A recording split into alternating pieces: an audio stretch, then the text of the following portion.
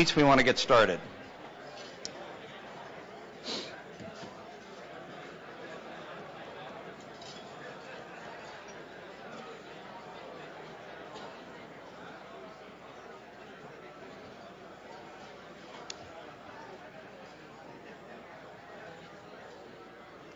All right.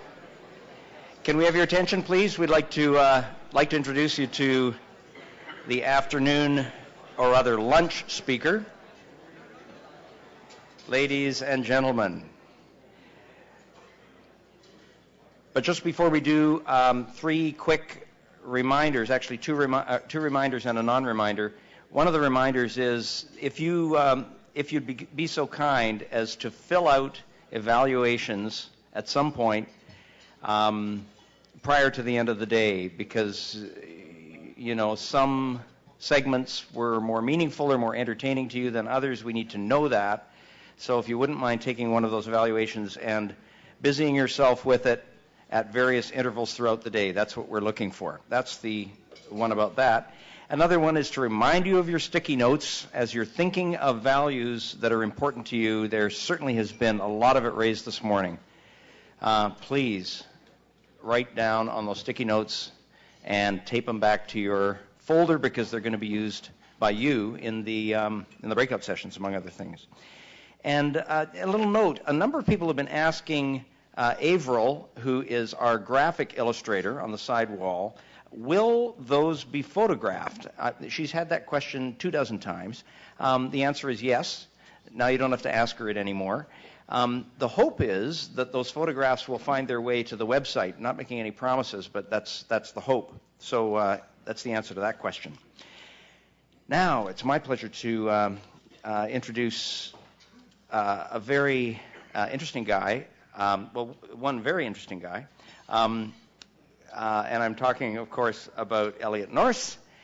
And when I first ran into his name and read his bio, I was thinking, gosh, you couldn't have a more seafaring name than Elliot Norse. It sounded like Thor Heyerdahl to me or something. Anyhow, we won't hold that against him.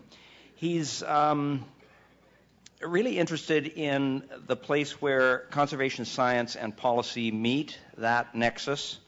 And he's a very highly accomplished, highly recognized, highly educated, and highly published guy who's well recognized as an authority on both conservation and biological diversity. He's published more than 140 works, 4 of them major books. He is from California. I don't think we should hold that against him. We speak something like the same language. But he is a very entertaining and interesting guy. So let's welcome, this time, Elliot Norse.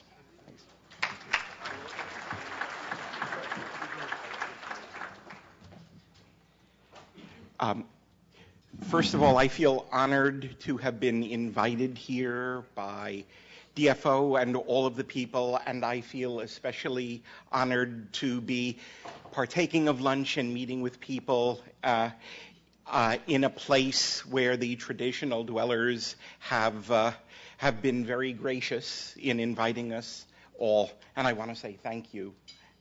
How do I start? I'm a thief. I'm a person who steals.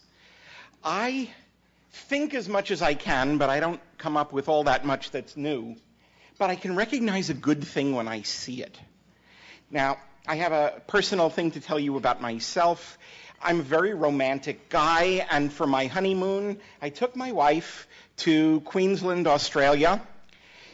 We went snorkeling on Great Barrier Reef, and she got really, really excited about it. And then I spent a day or a couple of days at Great Barrier Reef Marine Park talking with the people about ocean zoning. And that gives you some idea of how romantic I am. My wife still has stayed married to me, and I think that's quite remarkable. Now, did that work, my signal? No? It does. Okay. So I'd like to dedicate this to 2 people whose thinking about oceans and people are very important to my own thinking. One of them was a scientist from Dalhousie University, Ransom Myers, a genius, a fisheries biologist with a very unorthodox way of looking at things, a person who asked questions. Ram was a Pew Fellow in Marine Conservation, and he was my buddy, and losing him is one of the worst things that's happened in my life for a long time. Another Canadian as well, and it was Stan Rogers. And I never met Stan Rogers, but Stan and I spent a lot of time together, or I spent a lot of time listening to Stan. And the reason was because he touched me when he talked about the pain caused by the collapse of the cod fishery in the Maritimes in Canada. And I realized when I listened to him and how that caused people to go as far as Alberta and other places and to completely change their lives, I realized that oceans and people are inextricably intertwined. So the reason I've come here is because I want to talk about what I think is the biggest problem in the world. And the biggest problem in the world is how we can save the world. And the reason we want to save the world is because we don't got anywhere else to go. Okay? This is it, kids. And we have a space program in the United States, but the real purpose of that space program, I think, is providing employment for engineers. We're not going to be moving off this planet anytime soon, so we're stuck with it, and it's stuck with us. And if we want to live here, we're going to have to ask ourselves, do we want to be happy? Do we want diversity? Do we want beauty? Do we want economic wealth, or do we not? And it's an open question, and I don't know what the answer to the question is. But I've been looking at it for a long time. I'm one of those 30-year people. Oh, my gosh. I've been in the business 30 years. Okay, I'm a marine and forest conservation biologist, and my first two books were about forests.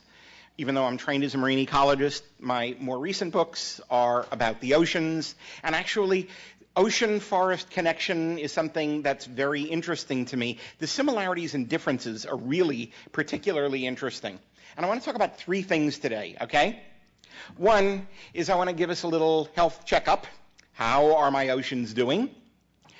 I want to talk about why do we do ecosystem-based ocean planning. Notice I inserted the word ecosystem-based because I heard it alluded to from some people today, and other people were just talking about ocean planning.